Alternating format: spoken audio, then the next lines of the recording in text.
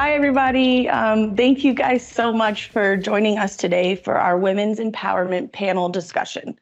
So Women's History Month is more than just a month on the calendar. It's a reminder of the incredible strength, resilience, and contributions of women worldwide. It's a call to action for everyone to continue pushing for gender equality and women's rights.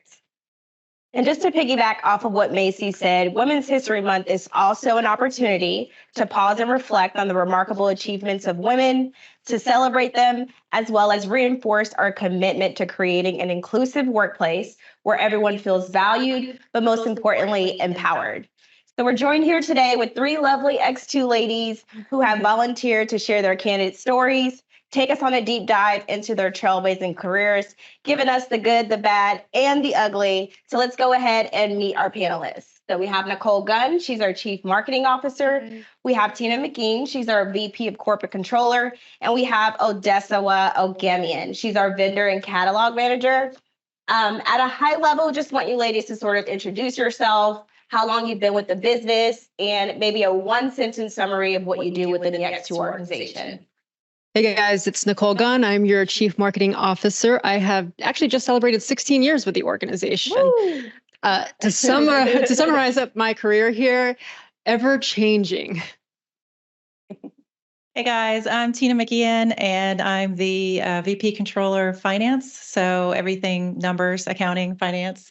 I've actually only been here since June of last year and agree with Nicole, ever changing. It's been a fun ride so far, and there's still more to come. Yeah. Hi, I'm Odesawa Ogemian. I am the Vendor and Catalog Manager for Extu. I've been here for a little over 4 years, and ever changing, always evolving. Absolutely agree. Describe your career path. What have been the barriers, and how did you overcome them? Yeah, so, guys, my career path has spanned over a multitude of industries, and it's been both corporate, been largely agency. When I think about the barriers, I think it can largely be summarized in three sort of categories, right? And I am going to pass the mic to Tina to help me out for a second. As women, regardless of gender and age and race, people always have a perception of who you are. Right. You have to be nurturing. You have to be kind, assertive, but quiet. Oh, that one fell. Let's put this one here. You have to be accommodating. You have to be strong. You guys get the point, right? We are labeled every single day with these perceptions, and we carry them everywhere we go. The second category we can, I hate to pull the men card, but we're going to talk about, to the men and about men for a second. Men it's tough, right? Because, in a lot of ways, as a woman, I don't think it's ever intentional, but it's easy to be left out. For example, boys may get together, they may go out to dinner and to the bar, right? They may get together for a boys' weekend at the lake. This has actually happened in my career where all the men go to the lake house, but as a woman, it's not necessarily comfortable for the wives to have the woman there. And we have to be respectful of that too as women. Right. Sure. We never want to be disrespectful. Yeah. And it goes true to the other side. It's not always comfortable for some husbands to go, wait, you're going to hang out at a lake house with who? Right. So these are true things that we all have to deal with. And as we think about that barrier, right, I think it's really important for us to say that those things are inevitably going to happen. However, we have to be cognizant enough to say, hey, maybe the business discussions without the woman in the room, if she's a part of this team and she's a fundamental part of this team, maybe we save this for later. Let's just go have fun. Let's bond, right? Or maybe we text her every now and then just so she feels a little included. They're just small wins that we can all make. And then, the third category, you guys, which to me is the most unfortunate, we're going to talk about women. Actually, I'm going to go back for a second. Steve loves when I do this. Sorry, Steve. We're going to go back for a second because I want to actually call out to the woman in the audience right now. And I'm going to ask you to be really, really vulnerable with us, okay? I know it may be slightly uncomfortable, but this is such an important, powerful moment for us. How many of you, if you'll just put a thumbs up or whatever icon you prefer in the chat, have fallen victim to some form of sexual harassment? because I guarantee you it's about 100%. No, it's 100%. And it's unfortunate. And guys, there is such a misunderstanding, right? And it's an unfortunate one because women's kindness, our ability to have conversation and laugh should never be taken as an invitation to our bedrooms or as a weakness. But ladies, please respond. It's visuals are everything, right? Oh, my post-its are falling off. They have a point. Because 100% of us deal with this and we carry this weight every single day. Lastly, the most, unfortunate really is women, too often are women the first to judge other women, to take our capes or our crowns and throw them down, toss them out the window. And, that's too bad. And shame on us as women. We have to do better. I'll say sitting here with these 4 amazing women, the last 24 hours have meant more to me than probably the last 2 years because we're sharing stories and it's not just me. Hashtag me too, ladies. We know what it's like. And we share these commonalities. In terms of barriers, make sure you have yourself a crew. I have some really great men in my life. You know who you are. Some of you are on the call. Some of you are sitting in the room with me who have empowered my careers. And to the women, same thing, you know who you are. Make sure you have them both inside and outside the organization because they're imperative to getting over those barriers. Yeah. I think for me, just real quick about my background, like I started out wanting to be in accounting and finance when I was a junior in high school. Always good at puzzles, and it just sort of made sense. And so went through that whole path. And I think I'm the oldest one of these ladies. And so I've seen a lot of changes, starting out with things that weren't so technologically advanced when I started my career, and then all the way up through to where it is today.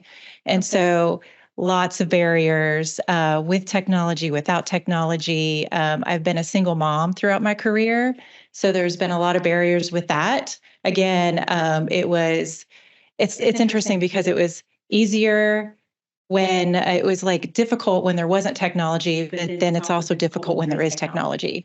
When like when my daughter was sick or something like that, and it was just really hard because you want to be there for your child when they're sick, but then you have to be turned on at the same time. So a lot of barriers with that. And just jumping off of what Nicole said, me too. I've had several situations with that. I can share if anybody wants to know about it, and just how I had to shift, change, and just, potentially change my course of action. So, but I think those are the big ones for me. But before this one, I think that's so important to talk about, right? Is what you're talking about is really rolling with it, right? So many times we're put in these really uncomfortable situations. Depending on who it is, unfortunately, we can't respond the way that we should respond. And too often do we see women who can't respond. I was sharing a story with these women earlier. I went out this weekend with some girlfriends, and we had a gentleman, as we're walking out of the restaurant, ask us to sit in his lap. Why would you do? It's disgusting. Why would you? No, ew, I'm not going to do that. But you know what's sad? I admittedly gave the stink eye, but I watched strong women, laugh because they didn't know how else to respond. Yeah. And just walk on. And that is our reality every single day, that you're putting me such. And this is the guy who means nothing to us. Imagine a man of power. Yeah. Yeah, I will get back to this question, but just kind of speaking to that, we were discussing this earlier. I want to pretend like this is organic, but some of this we have discussed before. So I did just want to highlight that situations like that are just sort of part of our lives. They are illustrative of those moments where a woman has to make a decision based on survival, and that could literally mean survival. Nicole and her friends don't know what that guy was going to do. Yeah. And so you have to find a diplomatic way, quote unquote, out of that situation. Sometimes survival is related to work and your daily life and situations that arise in the workplace in which you have to do some AP level calculus to figure out what you can and can't accept versus what you can and can't accept in your outside life. So I just wanted to kind of really reaffirm Nicole in a lot of ways. Sometimes there is just no correct way for women to navigate some things, and that is something we all share. And we'll get more into it, but getting to the question so I don't soapbox our way out of time. Very briefly, I would describe my career path as being a bit untraditional, as I said before, a circuitous path to where I am today. I started life as an adult doing the right thing. I went to college, got my bachelor's, thought I was going down one path, decided that wasn't it. And then the economy fell out underneath me. And, figuring that out put me in the position to have to overcome barriers in all different kinds of industries, but often they are related to this sort of dual position of being both a woman and being Black. And in those times, you don't really know what biases are at play, and in all honesty, probably both. Just people sort of underestimating my ability and, overspeaking me, using their own sort of affinity groups to allow each other to, get promoted or all of this kind of stuff, and being left out of conversations. And so the way I've had to overcome them, is I have always managed to find allies and colleagues that have been at the very least able to have my back. But in those moments where the juice isn't worth the squeeze, you gotta you really do have to make that decision to leave. And it goes back to that question on survival, but it is sometimes for your own survival that becomes necessary. It's a hard decision, leaving, but first off, empowering, right? Like you have to make that decision. But you have children, right? Yeah. How easy is that? You're put into, it's easier for someone like me. I've single or double income, no kids. Much harder when there are children involved. And those are also realities, especially as a single mom. Like it's a tough one. Yeah, I agree. All right. So this next question is going to be for Nicole. And it is, what is most challenging about being a woman in leadership? Take a look at these Post-it notes, guys, and I've got a lot more that are falling off and not sticking.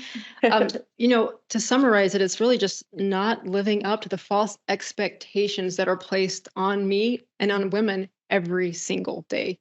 That perception isn't who I am. I agree. Tina, how do you balance careers, personal life, passions, and being a mom? I think 2 words came to mind with that is balance and boundaries. And it's a lot of it. And I think earlier when we were talking, Shay mentioned it takes a village. Yeah. And I absolutely have a great village. I have an identical twin sister who has bailed me out many, many times. Yep. Where she has stepped in to watch my daughter. My daughter now is 21. So I've been, I think, single since she was 2. So basically kind of navigating that whole thing kind of on my own quite a bit. But yes, it takes a village and you have to set a lot of balance and do a lot of boundaries. So ladies, right now sitting on this bench, I could have pledged to you that when you need help, you come see me because that's Exactly. And I think that's really what has happened in my career is like, I may not ask for help. I usually don't. Yeah. And then somebody else will see that and understand that. And they will be like, hey, Tina, I'll take care of Taylor if you need to do X, Y, Z, because I've always been in a leadership role. I climbed up the ranks very fast. I, just kind of who my personality is, I guess my upbringing, great parents, always strive for the best. And so I rose up the ranks pretty fast. And so I was always in a place of leadership. And so when Taylor was a baby, and so it was very interesting in certain situations. Yeah. Expecting I might be reaching out to ask you. Of course. We've got your back. We got your sure. like the chiropractor. Oh, okay. I cannot be enough. Hey, I'm not good with plants either, so. But okay, next question is for Adeswa, and this is one of our favorites, actually. Yes. It's, have you ever felt imposter syndrome? And if so, how did you navigate through it? So in thinking about this question, it is just transparently, I am still feeling imposter syndrome. I think I will continue to feel imposter syndrome. Why I feel it is probably there are many reasons. Some of them probably going back to that being in workplaces in which people's biases really undermined my ability to feel confident in the things that I'd say. But as I said the other day, I am a Virgo. And so I am always right. And so in all honesty, just in the ways in which I work to overcome the imposter syndrome I feel, I always have to remind myself that I'm never pushing myself into a room. That has never happened. I have always been invited into conversations. I have been invited into these rooms by people who are in charge, who are leaders, who are experts, and they ask me my opinion and for my expertise. And even if I don't believe that I hold that expertise, they clearly do. And who am I to question that? On the other side of that is I do have to remember that, I've gotten to this place in my life. I'm my own power and my own strength and my own abilities. And so I do have to sort of return to myself and sit in that worth and present myself with my pride and remind myself of who I am. So, yeah. That's and my all you advice did to you. To get there. Yeah. All your hard work. And what's, I don't think that ever truly goes away. Yeah. Even in my seat, imposter syndrome is every single day. And you're right. You can sit here and dwell on the why, but who cares? It's the reality and how do we get through it?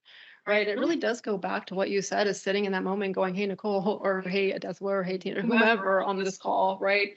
You've been asked because someone values you and someone values your opinion, and you've got to value yourself and recognize that.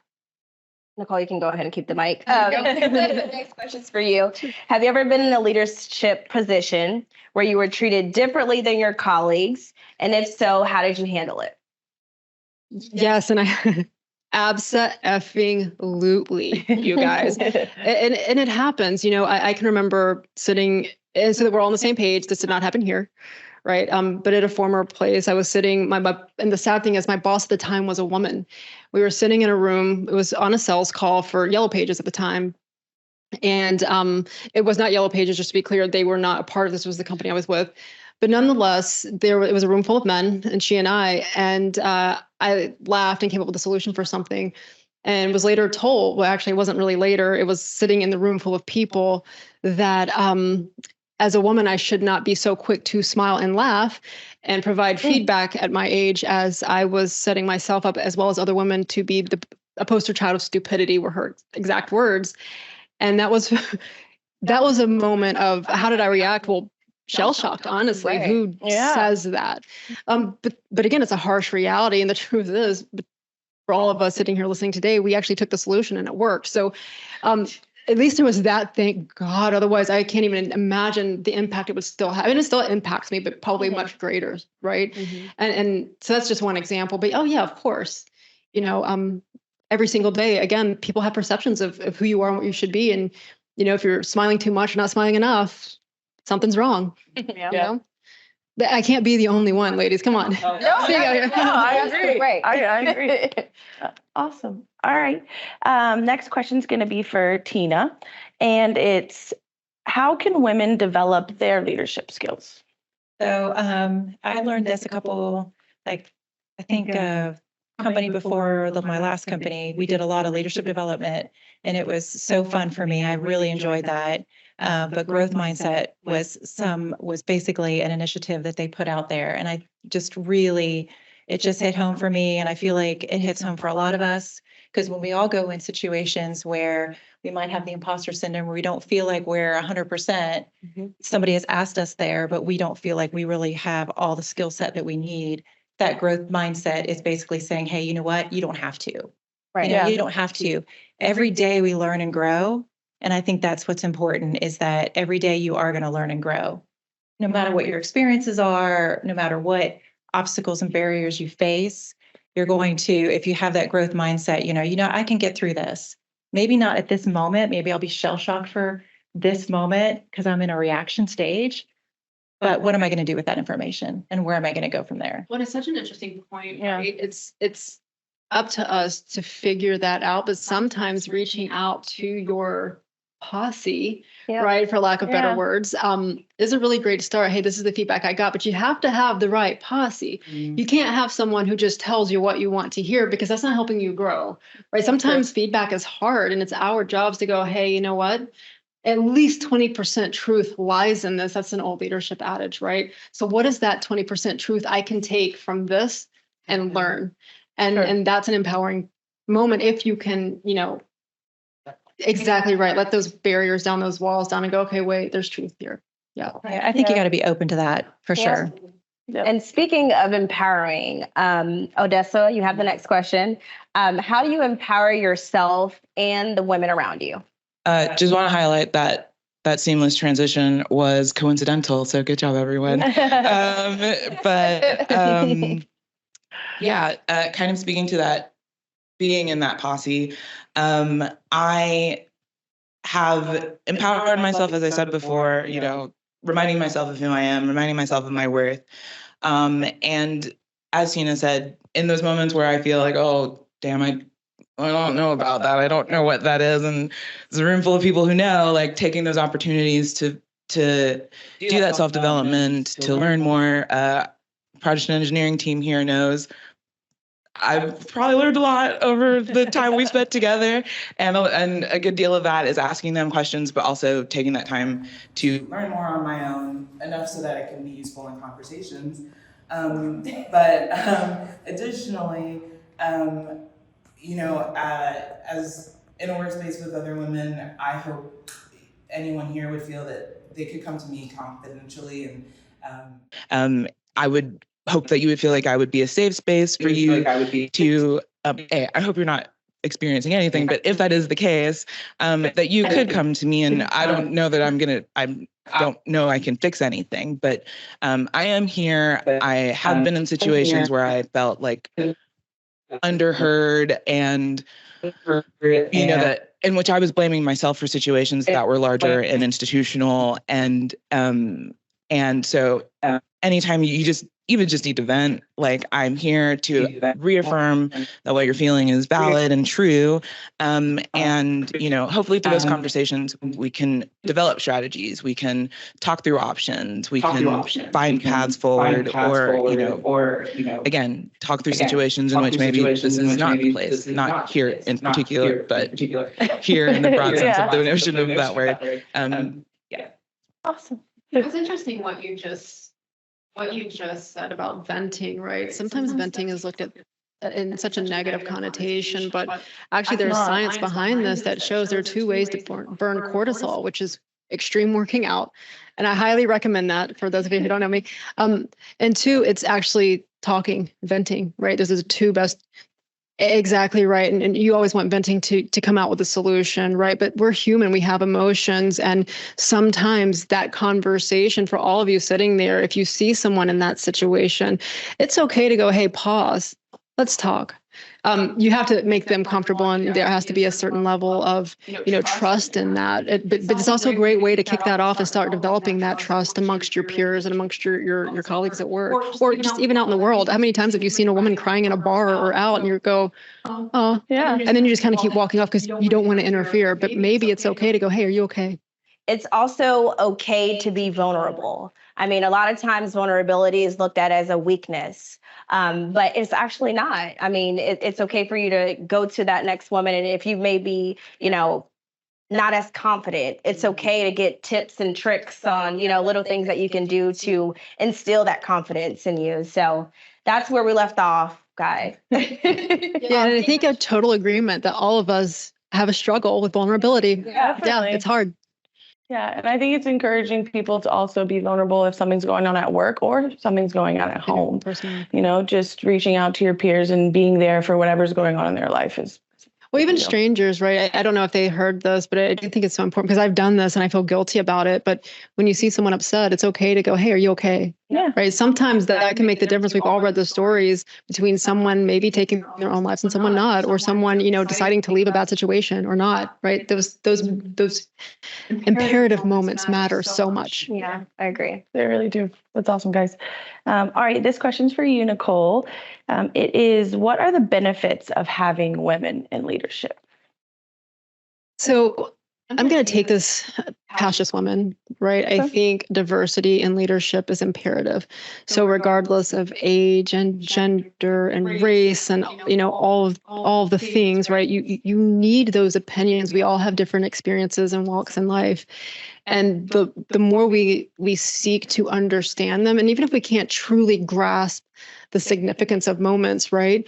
It's more that we're seeking knowledge, and the more knowledgeable we are, the more impactful we're going to be, the more successful, not only as people, but as an organization, we're going to be. So yeah, I don't think it stops at just women. I think it's true inclusivity. Yeah, and just sort of piggybacking off of what Nicole was saying, that those diverse opinions, those diverse backgrounds for people who have been, traditionally left out of those positions of leadership, when they do get those positions, I read somewhere recently that we trust you. I keep telling them I forgot the source, but I did read somewhere recently that the inclusion of women, and I do personally believe that expanding that out to diversity of people who could be in leadership positions, but the increase of people in those positions who are not traditionally there lead to more productivity, more efficiency, a better bottom line, and the sort of reasoning. And what I was reading was essentially because they're often shut out of those positions, they're not getting there by a network of affinity, of friendship, or colleagues, or fraternities, or all that. They have to be there on merit, and so when they're coming into the role, they're coming in with the requisite skills for it. And so adding more well qualified people into your pool of leadership will lead to a diversity of opinions, a greater efficiency, and that has been proven out time and time again. And I think one thing I added in our rehearsals was that it's okay to argue. It's okay to disagree. Because when you disagree, even if you say, okay, this is getting too heated, and you walk away for a minute, when you come back together, it can lead to some beautiful things. Some amazing decisions, and all the diversity of all the different skill sets and different backgrounds, personal and professional, that's brought to the table. Yeah. So I've seen that in person. I know. If our U.S. government could do that, that would be great. So, Tina, how have you built confidence and resiliency over the course of your career? I think, like I said, every situation that I've been presented with, that I've had to bounce back from, come into a situation being shocked by something like, does this stuff still happen today? And then basically reflection. I do a lot of reflection. Us women, we do tend to like overanalyze and think a lot, and in different situations, kind of one of those stereotypes for women. But I think it's important to sit back, reflect on the situation, take that 20% that Nicole is saying, there's some truth to it, build upon it. I've got a lot of self-help books at home. I have an amazing therapist. I strongly suggest that in today's world, because before that was not accepted. But just anything that can help you grow as a person for your own professional self and for your personal development too. I think that's important. Yeah.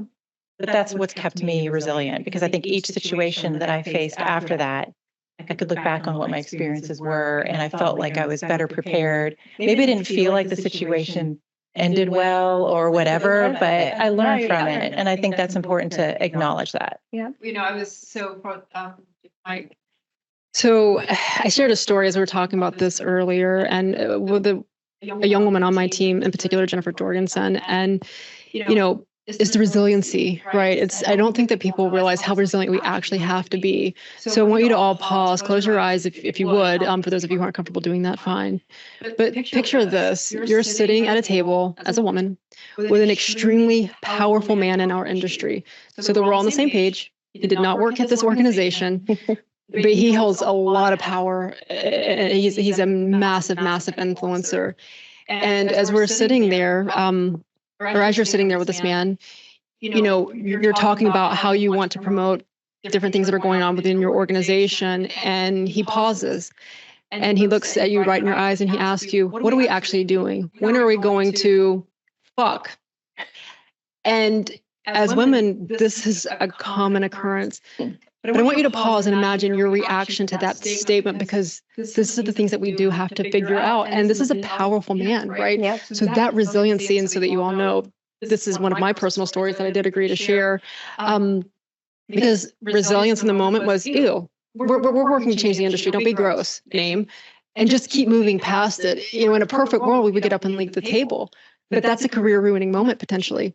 Yeah. And it matters, right? And so, you know, it can ruin the relationship with your company. And I want you all to know that some of the former leaders and current leaders, when I shared that story, they were very much like, you cut all ties now.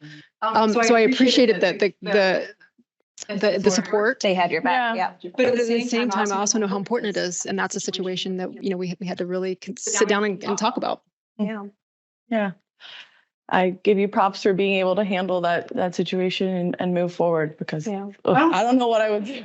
I don't know what I would be like. I clearly still obsess over it, right? Like, who Does that? Yeah. Yeah. Does this stuff still happen today? I mean, seriously, like that's every single day. every single day, and it's reality, and it's unfortunate because, and then there's even things that are said that, like you mentioned before, I think, that are maybe not intentional, but they can be, you know, you say it's how perceived you as something, Mhm. and there's just lots of things that go into that. Where I've had situations where I've walked away thinking, did that really happen? And then other people that were in the room were like, oh my God, Tina, like that really, like, why didn't you like pick this person or whatever? And I'm like, I think I was in shock thinking like, why would this even happen in today's world? But it does. And it's something that we as women do have to deal with. And I'm not like trying to downgrade men. I've had lots of men who've been very supportive and really have even pulled aside certain people and said, you know, the same thing, don't be gross, but said it worse because they were talking, you know, man to man or whatever.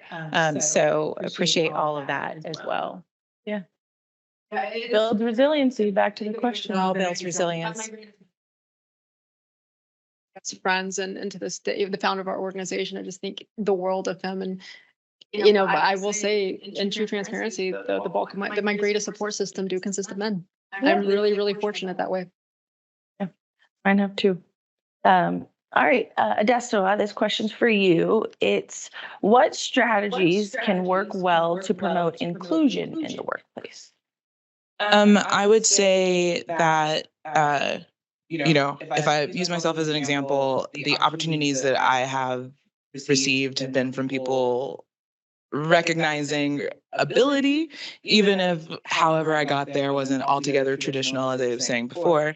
And so I think it's really important for people in positions of leadership to recognize, especially for women, that life puts them in all types of positions. They are sort of obligated in a lot of ways to take different journeys in life that aren't straightforward career paths, because they become mothers, because they become carers, because one thing or another puts them out of a position to take a traditional route into a career path. And so if you see someone who has, sort of natural talent, or, shows an ability to a certain type of thinking or an interest in a certain type of subject, and they've got drive, and maybe they lack that confidence, or they've never been provided those opportunities, or they in a lot of ways, there are people who are in positions where they can't even really imagine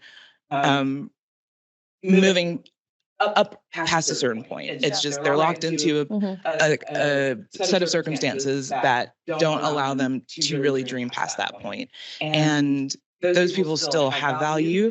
They are still smart and capable. And if you can be imaginative and flexible in the ways in which you regard the people who work in your organization, you'll probably find that there are people who are well suited to help the organization grow. And I think that would lead to, a sort of an even more robust company culture. It would engender, a sense of loyalty and pride in the places that you work. And I think that's really important, for diversifying and making your workplace more inclusive. Yeah, I 100% agree. Lastly, this question is for all of you ladies. What are some encouraging words and or any advice that you may have for current or future ladies in the X2 organization, or not even ladies, just in general? People. Yeah. As we said, we every day we have these preconceived notions of who we're supposed to be. So really want to empower you all to just take that, just get rid of it, because the higher up you go, the worse it gets. And it's true. Yeah. But the truth is, you have to be true to yourself. So as you hear these tedious things, right, toss it aside, forget the noise, dig deep, and you go prove your haters wrong, because you have it within you to do so. You're the only critic that you have to, whose expectation you have to live up to. So be proud of yourself and go do it. Awesome. I love that. I say, just springboarding off of Nicole, just remember who you are and don't ever forget who you are. Your passions, your dreams, where you want to go, what you want to do. All of this noise comes at you every single day. And so I would just say, don't ever forget who you are. And in a lot of ways, I feel like we've sort of been, somebody will be able to figure out the sort of three main things we've been sort of talking about, because I feel like I'm going to repeat myself, but my advice would be to seek out mentorship, especially if you think you're interested in something. Speak to somebody who's in a position to help you get there. I mean, I'm not as clever as Nicole. Post nothing is anything. What I'm trying to say is that, like, if I had, if marketing was something that I, came into the organization not doing, but really felt drawn to, I probably would have come to you and been like, hey, I'm interested in, like, how can I help, or how can I learn, or like, what are your recommendations? And I know that you would have been open and interested to seeing somebody with passion pursue that kind of thing. And that has been my experience here. I've worked here for 4 years. The majority of my leadership, my direct reporting has been to women, and those women have supported me. You know what? I'm calling out Sarah Tansini. She's somewhere over here. And many others. But I just want to say that, like, it has been a highlight of my time here to have received that investment from people who decided to mentor me. Even in moments where I was like, really, I do not know what I'm doing. I'm all over the place. And we've all had those moments. Yeah, they really sat me down to be like, you do. And so, again, sit in that, know your worth, understand that you are capable of doing those things. And so I think that's really valuable, to find your mentors. Yeah, I agree. I've had some great mentors in my time in X2 here that have, made such a big difference in my career life and my life. So yeah, that's awesome. But all right, everybody. So I want to thank you so much, ladies, for your time, your energy, and your sincerity when answering these questions. They truly did an amazing job. Round of applause. And I wanted to thank the attendees for coming today and for listening. I challenge you all to learn from this, to share stories, to speak to somebody, and take the next step to make a difference in your day-to-day lives and your peers' lives. And I also did want to reiterate and encourage you all to take advantage of the support that you have here at X2. I mean, we have Cadillac coaching, we have our professional development benefit. There is an annual budget for growth opportunities for things like taking courses, obtaining certifications, and even attending conferences. Please take the time to check out the resources available to you to help you propel your personal and professional growth to get you to where you want to be. Now, I know we are pushing for time, but really quickly moving on to our Inspiring Inclusion, workshop. As you guys may know, diversity fosters creativity, innovation, and better decision making. In each of your offices, you actually should have some supplies ready for you. You guys should have your Inspiring Inclusion worksheet, as well as a few markers. I want you to take a moment to reflect and make a pledge to yourself and to the business on how you can better support women using the hashtag Inspiring Inclusion. We do have a few examples for you that we'd like to share, starting with my pledge to myself and to the business. My pledge says, I will challenge gender stereotypes, discrimination, and bias. And then I'll let the ladies share theirs as well. So I pledge to give you all my ear, to give you my open, honest, and transparent feedback in order to help you amplify your voice and your career. Mine is more of a, one for myself and a one for all of you guys to remember. And I mentioned this before, be true to you and remember who you are. My pledge is to encourage other women to go for it when opportunities for advancement arise. Awesome. And then my pledge is I will clap for our women's achievements often. Awesome. Thank you, ladies, for sharing. Again, write your hashtag messages on your paper. Feel free to share with those around you. Post it in your office. Take lots of pictures, please. We want to see it from each of the offices. And again, thank you guys for your participation, and support in this year's Women's History Month panel with our very own Extu ladies, Nicole, Tina, and Odessa. You guys did great. Thank you. We love it.